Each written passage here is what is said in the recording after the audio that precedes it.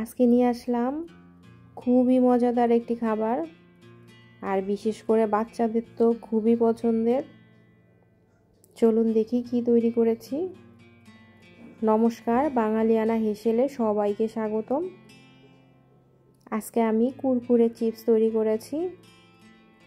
তো চলুন কিভাবে তৈরি করেছি দেখে নেই।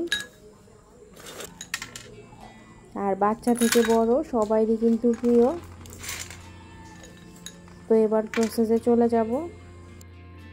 এটা হচ্ছে চালের গুঁড়া। চালের গুঁড়াটা আমি চুলায় টেলে নিয়েছি।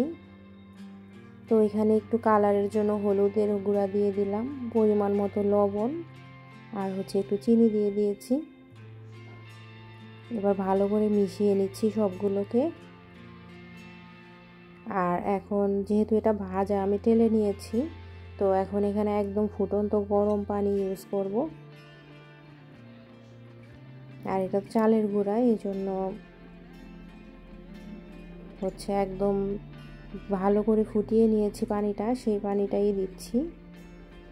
তো আমার এটা করা শেষ। ভালো করে এখন মেখে নিচ্ছি, অনেক গরম। তো এই মাখা শেষ। আমি এখন এটা কিছুক্ষণের জন্য রেখে দিব। তো 2-3 ঘন্টা পরে চলে আসলাম। তো এখন একটু আটা দিয়ে এখন এরকম লম্বা লম্বা করে কেটে নিচ্ছি, এই শেপটা করে। এগুলো কুরকুরের মতো ভাজবো। তো এরকম একটা একটা করে করে নিচ্ছি।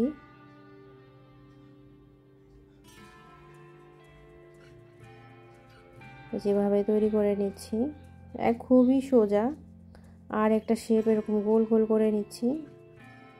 যে যে শেপাই করতে চান করতে পারবেন। তো আমি এভাবে গোল করেছি আর লম্বা তৈরি করে নিয়েছি।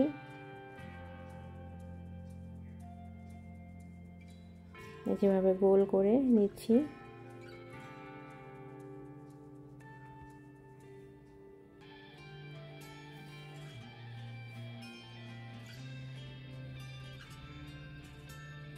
আর খুব দ্রুত হয়ে যায়।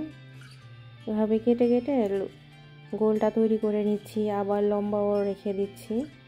তো আমার এগুলো অনেকগুলাই তৈরি করে নেওয়া শেষ, যেগুলো হয়েছে। আবার এদিকে এগুলো লম্বা লম্বা করে কুরকুরে কেটে নিয়েছি। তো এবার এগুলো ভেজে নিব। কড়াইতে তেল গরম দিয়ে দিলাম। তেলটা গরম হয়ে আসলে এখন আমি প্রথমে আমি গোল যেগুলো করেছি সেইগুলোকে ভেজে নিচ্ছি। একটু লাল লাল করে ভেজে নিব। তে হালকা আঁচে ভাজতে হবে, একদম কুরকুরে একটু ফুলে ওঠে, কিন্তু এটা একদম ক্রিস্পি মচমচে হয়েছে। আর এদিকে আমার গোলগুলো ভাজা শেষ। এইদিকে আমি এখন আবার যেটা কুরকুরে সেটা ভাজবো। তো এইগুলো ভেজে নিচ্ছি। তো আমার বাচ্চা এসে বলল যে এগুলা কি তুমি জিরোস তৈরি করেছো? আমি বললাম যে হ্যাঁ, জিরোস। আর ওইটা কুরকুরে। তো এইভাবে তৈরি করে দিলে কিন্তু ওরা বেশ মজা করেই খায়, ঘরোয়া। আর এখানে তো কোনো কেমিক্যালও দেওয়া নেই। আর কিছুদিন সংরক্ষণ করেও রেখে খাওয়া যাবে। আর খেতে কিন্তু ভীষণ মজা হয়েছে। তো ভাবলাম যে আমি আপনাদের মাঝেও শেয়ার করি।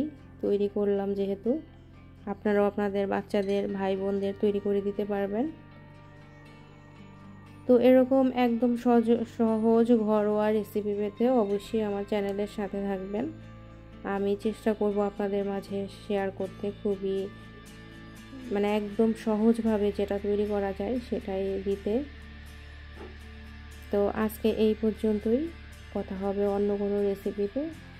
সবাই ভালো থাকবেন, সুস্থ থাকবেন।